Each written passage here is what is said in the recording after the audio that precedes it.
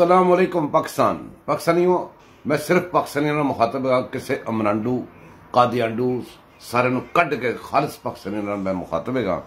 मेरी रिक्वेस्ट है तुहानू कि अपनी सैल्फ असैसमेंट जरूर कराया करो। कदी कदी बैठ कर सोचा करो कि तुसीं कित्थे खड़े हो, कौन है हो, की कर रहे हो, करना की सी। तुसीं इस गल ते गौर करो। अपनी असैसमेंट करने वास्ते एक आसान जिहा तरीका तुहानू दसना।